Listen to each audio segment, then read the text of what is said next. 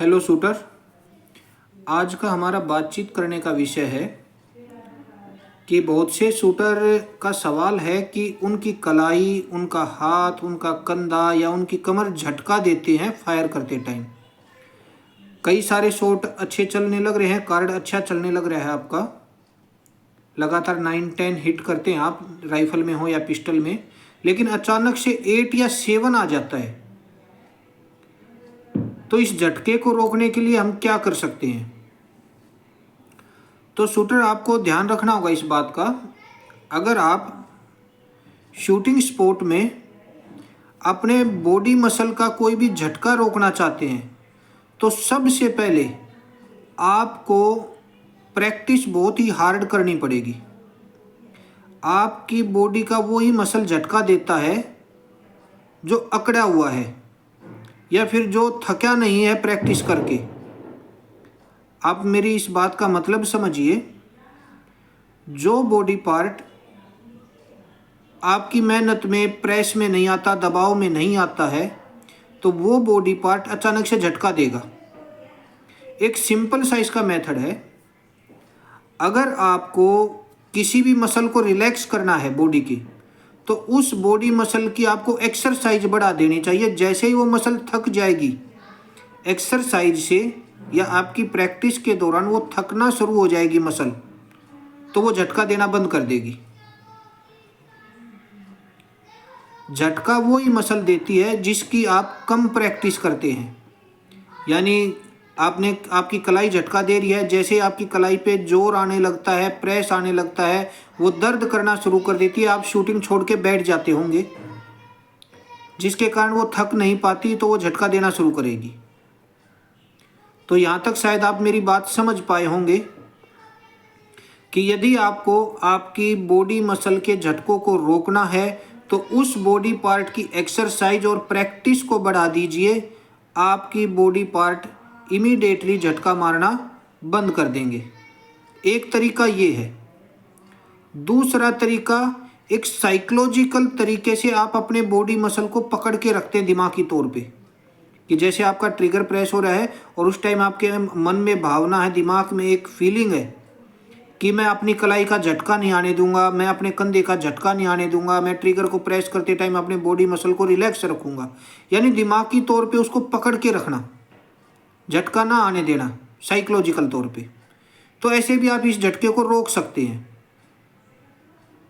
झटकों के और भी बहुत सारे कारण हैं। जो ये 2 कारण मैंने आपके साथ डिस्कस किए हैं, ये अधिकतर बेसिक इन्हीं से शुरू होता है झटके का, और इन्हीं से लगभग 99% झटके रुक जाएंगे। कि मसल की ज़्यादा प्रैक्टिस कर लेना, एक्सरसाइज कर लेना, दूसरा दिमागी तौर पे उसको पकड़ के रखना, उससे आपको सहायता मिलेगी। फिर कुछ एक टेक्निकल पॉइंट होते हैं जिनसे झटकों को रोका जा सकता है।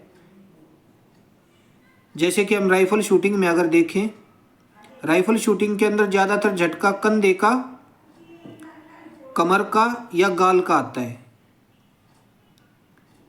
तो इसके अंदर कमी हो सकती है आपकी कमर का लॉक ना होना, बट का कंधे में अच्छी तरह से ना लगना, चिक पीस का सही इस्तेमाल करना ना आना, इसके कारण भी झटके लग सकते हैं। और पिस्टल के अंदर तो 99% झटका कलाई का होता है। हम एयर पिस्टल की बात कर रहे हैं, तो 99% पिस्टल के अंदर झटके कलाई से आते हैं, और बाकी किसी बच्चे को कंधे से भी झटका आ सकता है, कमर से भी झटका आ सकता है, और अनफॉर्चुनेटली कोई झटका पैरों से भी आ जाता है कि घुटना या एकदम से फोल्ड हो गया थोड़ा सा, या घुटना टाइट हो गया फायर करते समय। इस तरह का कोई रियर केस हो जाता है, लेकिन 99% झटका कलाई का होता है। उसका कारण आपके ग्रिप की पकड़ हो सकती है, उसका कारण आपका ग्रिप का हैंगिंग करना, कि ग्रिप कैसे आपके हाथ पे फिक्स होना चाहिए, ग्रिप का भरना भी हो सकता है। तो कारण बहुत सारे हैं। तो जो मैंने आपको 2 कारण बताए हैं कि आप उस मसल की एक्सरसाइज को बढ़ाइए, उसको थका दीजिए शूटिंग प्रैक्टिस में, और फिजिकल एक्सरसाइज प्रैक्टिस जो कि आप सुबह रनिंग वगैरह करते हैं, एक्सरसाइज वगैरह करते हैं, तो उनसे जर्नली आपके झटके जल्दी से जल्दी रुक जाएंगे।